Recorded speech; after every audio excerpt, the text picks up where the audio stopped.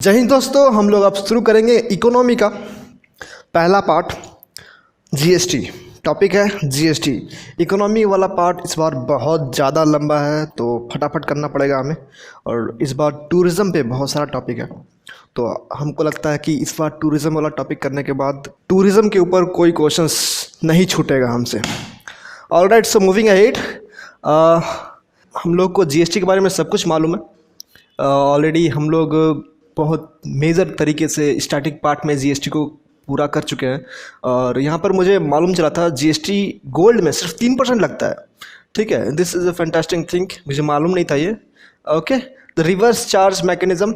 Reverse charge mechanism क्या होता है? जैसे कि हम लोग जानते हैं कि कंज्यूमर एक बार पे करता है जीएसटी लास्ट में, उसके बाद जो बंदे बीच में जो मिडलमैन्स है, इंटरमीडिएट्स है, रिटेलर्स है, होलसेलर्स है, मैन्युफैक्चरर्स है, उसके बाद जो रॉ मटेरियल्स प्रोवाइड करते हैं, जो भी लोग जीएसटी पे किए हैं उसको उनका हिस्सा वापस कर दिया जाता है, जितना वैल्यू एडेड को माइनस करके। आपको अगर जीएसटी के बारे में डिटेल में जानना है तो मुनाल सर के यूट्यूब चैनल पे बहुत अच्छे तरीके से लेक्चर है। ठीक है, आप वहाँ से बहुत बेहतरीन तरीके से कवर कर सकते हो। बहुत सारा चीज़ आपको समझ में नहीं आएगा इनिशियली, शुरुआत का मे बी 40 मिनट्स काफ़ी कॉम्प्लेक्स है, आपको अच्छे से धीरे धीरे समझना पड़ेगा, बट समझ लोगे तो बहुत अच्छा हो जाएगा। ठीक है, reverse charge mechanism. GST is levied at every stages of the production process but is collected from the point of consumption. ठीक है, बोल रहा है GST is levied at every stage, मतलब हर स्टेज में जीएसटी लिया जाता है, लेकिन कलेक्शन कहाँ होता है? पॉइंट ऑफ कंजप्शन, कंज्यूमर से कलेक्ट किया जाता है। तो ये बोलते हैं रिवर्स चार्ज मैकेनिज्म। आप इसको देखिए, ये इकोनॉमी एक ऐसा पार्ट है, अगर आपको कुछ समझ में नहीं आ रहा है, आप बहुत कोशिश की हो, समझ में नहीं आ रहा है, रट लो। ठीक है, एकदम रट लो, काम हो जाएगा आपका। और ये छोटी मोटी चीज़ें तो आपका प्रीलिम्स में आएगा ना, मेंस में तो आएगा नहीं। सब चीज़ें छोटी मोटी चीज़ें आपको प्रीलिम्स में आएगा, मेंस में नहीं आएगा, तो आप रट सकते हो आराम से। मेंस में बड़ा मेजर टॉपिक्स आते हैं, जैसे जीएसटी के बारे में इम्प्लीकेशन बताइए, ऐसा ऐसा कुछ बताइए। ठीक है, अचीवमेंट्स ऑफ जीएसटी हम लोग सब जानते हैं, जीएसटी कितना अचीवमेंट लाया है हमारा। देखिए यहाँ पर सारे के सारे एडवांटेज दिया हुआ है, सारे के सारे अचीवमेंट्स, लेकिन हमको सब में एग्जांपल्स ऐड करने पड़ेंगे। ठीक है, यहाँ पर एग्जांपल नहीं है, यहाँ पर सारे एग्जांपल्स है। देखिए, पहला है eliminating cascading effect. Cascading effect, अगर आप मृणाल सर का लेक्चर देखिएगा तो आपको मालूम चल जाएगा कैस्केडिंग इफेक्ट क्या होता है। जैसे कि मान लीजिए आप मैन्युफैक्चरर हैं, आप 10,000 में किसी रिटेलर को बेचें कोई सामान, उसके बाद 500 रुपया लगा के रिटेलर उसको कंज्यूमर को बेच दिया। ठीक है, तो 11,500 में बेचा उसको। ठीक है, तो टैक्स दिया जो कंज्यूमर और जो टैक्स रिटेलर दिया है, उसमें आप अगर माइनस कीजिएगा वैल्यू एडिशन को, तो 100 रुपया एक्स्ट्रा आ जाता है। ठीक है, तो 100 रुपया आता है कैस्केडिंग इफेक्ट के कारण, टैक्स ऑन टैक्स के कारण। तो जीएसटी आने के बाद ये वाला चीज़ एलिमिनेट हो जाता है, और बाकी सारे जो चीज़ें हैं सब यहाँ पर दिया हुआ है, सिर्फ कैस्केडिंग इफेक्ट नहीं दिया था। तो हम देखते हैं कि करके यहाँ पर widening of India's tax bases, यहाँ पर एग्जांपल लिख सकते हैं कि 4 साल में 66 लाख से 1.28 करोड़ लोग जीएसटी देना, टैक्स देना चालू कर दिए हैं। ठीक है, रेवेन्यू कलेक्शन बढ़ गया है 42%, 1670 से 1920 में 42% बढ़ गया। ठीक है, ईज़ ऑफ कंप्लायंस बढ़ गया, मतलब ईजी हो गया है चीज़ें, पहले बहुत टफ थी। पहले अथॉरिटीज़ से हम लोग डायरेक्ट कनेक्शन होते थे, तो वहाँ पर करप्शन का केसेस बढ़ता था। अभी बहुत सब कुछ ऑनलाइन हो गया है, तो करप्शन केसेस कम हो रहे हैं। इंक्रीजिंग लॉजिस्टिक इफिशिएंसी, क्योंकि जब इंटर स्टेट जब ट्रैवल करती थी कोई गाड़ी, ट्रक्स, ट्रांसपोर्ट, तो वहाँ पर उनको चेक पोस्ट में प्रॉब्लम्स होती थी। अभी जीएसटी आने के कारण सब कुछ फ्री मूवमेंट हो गया है, तो वहाँ पर एफिशिएंसी आ गई है। ठीक है, इम्पैक्ट ऑन ट्रांजैक्शन कॉस्ट, यहाँ पर देखिए एग्जांपल दिया हुआ कि इंटर स्टेट ट्रांजैक्शन पहले 2% लगता था, अभी 0% हो गया, तो ये अच्छा फ़ायदा का चीज़ है। Successful examples of cooperative federalism, क्योंकि सेंटर पैसा लेती है, उसके बाद स्टेट में बांटती है, तो फेडरलिज्म का बहुत अच्छा एग्जाम्पल था कि कोऑपरेटिव फेडरलिज्म का। इंक्रीज इन ट्रांसपेरेंसी, क्योंकि अब सब कुछ ऑनलाइन हो गया है, तो ट्रांसपेरेंट हो गया। आप देख सकते हैं ऑनलाइन मेरा प्रोसेस कहाँ तक पहुँचा है, कैसे पहुँचा है, और क्या करना बाकी है, सब कुछ ट्रांसपेरेंट हो गया है बेसिकली। ओके, अब देखिए चैलेंजेस क्या है। ओवर एस्टिमेशन, शुरुआत में ओवर एस्टिमेट कर दिया गया था जीएसटी को कि हाँ भाई इतना पैसा आएगा, लेकिन उतना आ नहीं पाया। ठीक है, कॉम्प्लेक्स टैक्स स्लैब, जैसा कि हम लोग मालूम है कि 5% है, 12% है, 28% है, 18% है, और यहाँ पर हमने देखा भी 3% भी है, और कोई स्टोन्स था ना, स्पेशल स्टोन्स का 0.3% भी है यहाँ पर, 0.25%, semi precious stones and rough stones का। तो इस तरह के बहुत कॉम्प्लेक्स सिस्टम है, तो इसको भी और ईजी किया जाना चाहिए, ठीक है। Filing structure is complex, filing structure is complex. आप अगर जीएसटी का पोर्टल खोलोगे, क्योंकि मैं हर महीना अपना अभी करता हूँ जीएसटी पेमेंट करता हूँ, हर महीना जीएसटी करता हूँ, तो उसमें ना बहुत सारी चीज़ें होती हैं। जीएसटी 1R होता है, जीएसटी 3B होता है, जीएसटी 2 होता है, बहुत सारी चीज़ होती है। और अगर डीप में जाओगे तो बहुत ज़्यादा, कम से कम उसमें 15-20 चीज़ें आपको भरनी होती है।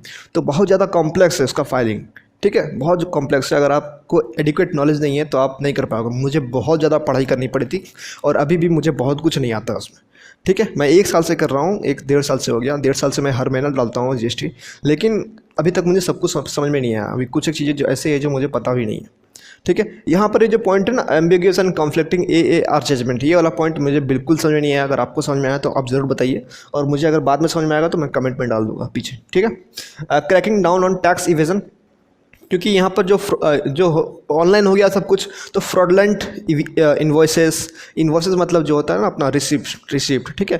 फेक ई वे बिल्स, ई वे मतलब कि रास्ता में जाने के लिए आप ई वे बिल निकालते हैं ताकि आपको ट्रांसपोर्ट में, इंटरेस्ट रेट में कोई दिक्कत ना हो, तो फेक बनना चालू हो गया है। तो क्योंकि अपना जो इंफ्रास्ट्रक्चर है, अपना जो चेक पोस्ट पे उतना एफिशिएंट नहीं है कि उसको फेक वालों को पकड़ सके, तो ये बहुत चीज़ें हो रही है, ठीक है। यहाँ पर देखिए एक डेटा डाल सकते हो आप। मार्च 2020 में बोला गया है कि 70,000 करोड़ का लॉस हुआ है टैक्स इवेजन के कारण, ठीक है, आप ये कर सकते हो।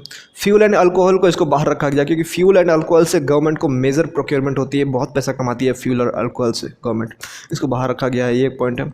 क्योंकि ये देखिए फ्यूल जो है सब लोग यूज़ करते हैं, इसको तो रजिस्टर के अंदर रखना चाहिए ना, लेकिन इसको बाहर रखा गया है क्योंकि गवर्नमेंट का मेजर रेवेन्यू सोर्स है ये।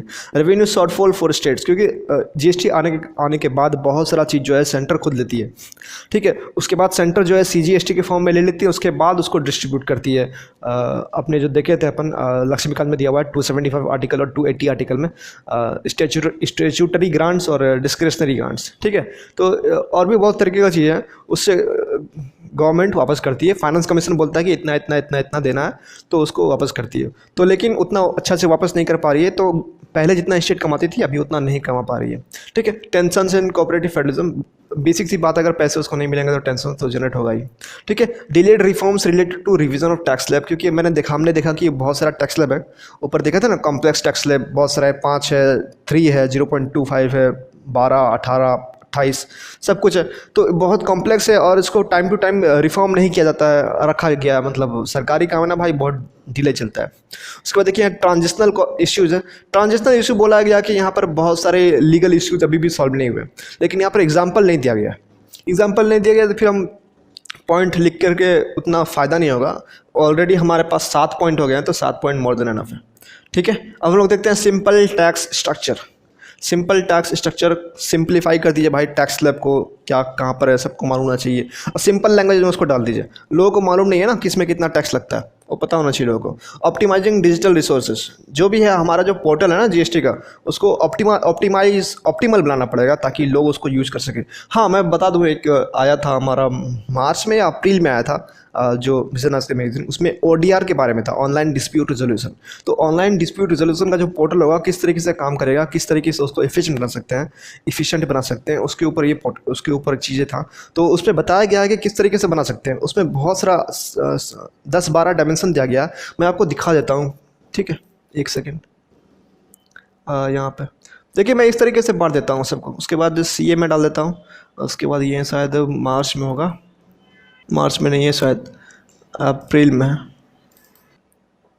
देखिए किस तरीके से ये काम करना चाहिए एक ODR का प्लेटफॉर्म। तो आप इसको जनरलाइज कर सकते हैं, कोई भी प्लेटफॉर्म में हो उसमें क्या क्या फीचर्स होने चाहिए। पहला फीचर से एक्सेसिबिलिटी होनी चाहिए, इक्वलिटी होनी चाहिए, data driven development, privacy security होनी चाहिए, ट्रस्ट बाय डिज़ाइन। जिस तरीके से व्हाट्सएप को हम लोग देखते हैं कि ट्रस्ट आता है डिज़ाइन को देखकर कि हाँ भाई ये जेन्युइन प्लेटफॉर्म होगा। रेजिलेंस इलास्टिक होनी चाहिए, उसको कोई भी यूज़ कर सके।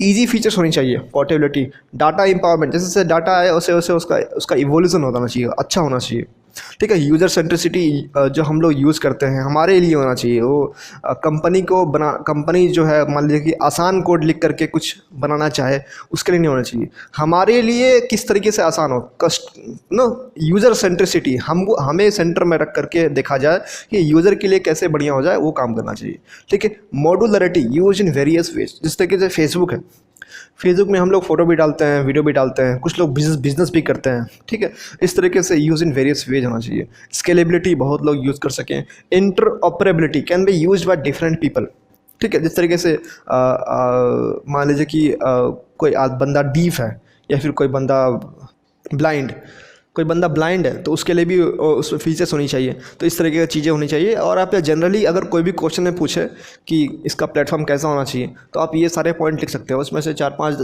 6 भी लिख दोगे तो भाई बहुत ज़्यादा, इतना अच्छा पॉइंट कहाँ मिलेगा तुमको, इतना शानदार resilience, modularity, user centricity, portability, interoperability, भाई ज़बरदस्त साउंड सब लगता है इसमें। तो आप ये कर सकते हो, ठीक है। ठीक है। Robust compliance regime to catch tax evaders, जो बोले थे हमने 70,000 करोड़ का लॉस हुआ है तो उसको पकड़ना है भैया। कोऑपरेटिव फेडरलिज्म, जो बोले थे कि टेंशन हो रहा है स्टेट्स में, उसको कोऑपरेट करना, देख रहे हैं जो उधर दिया हुआ था उसका जस्ट उल्टा दिया हुआ है, उल्टा करना है, ठीक है। तो ये हमारा जीएसटी खत्म हो गया। और जीएसटी को जीएसटी मुझे लगता है क्वेश्चन में आने वाला है, क्वेश्चन जीएसटी के ऊपर नहीं आएगा, बट इसको हम लोग बहुत जगह यूज़ कर सकते हैं। जीएसटी को बहुत सारे इकोनॉमी का टॉपिक में हम लोग यूज़ कर सकते हैं, तो इसको समझना बहुत ज़रूरी है। अब मैं लिंक डाल दूंगा मृणाल सर का, जो लेक्चर है 1.5 घंटे का नहीं, करीब करीब 2 घंटे का लेक्चर है, 1 आवर एंड 48 मिनट्स। बोरिंग लगेगा शुरुआत का 40-45 मिनट्स, बहुत बोरिंग लगेगा, बहुत कुछ समझ में नहीं आएगा। क्या क्या बताए हैं, वैट और सेल टैक्स, बहुत डिफरेंट टाइप का पहले टैक्स होता था। यहाँ पर देखिए दिखा हुआ है ऊपर में, ये सारा इतना सारा के सब के बारे में बताया है सर ने। तो अगर आपको मन करे ये सब के बारे में जानने का कि पहले कैसा स्ट्रक्चर हुआ करता था तो आप देख सकते हैं वीडियो, और भी बहुत कुछ सर ने बताया है, तो आप ज़रूर देखना उसको अगर टाइम मिले तो। नहीं तो मैं नहीं बोलूँगा, मैं बोलूँगा उतना इंपॉर्टेंट है नहीं, और हमें तो एफिशिएंट बनना है। क्या नहीं पढ़ना है वो सबसे ज़्यादा इंपॉर्टेंट है हमारे लिए, ठीक है। क्या पढ़ना हो तो भाई सब कुछ बोल सकता है कि ये भी सिलेबस में, ये भी सिलेबस में, ये भी सिलेबस में, इकोनॉमी सब पढ़ लो, लेकिन हम लोग सब नहीं पढ़ सकते ना। सो यहाँ पर ये टॉपिक ख़त्म हो गया, हम लोग मिलते हैं अब नेक्स्ट टॉपिक में। Thank you for listening.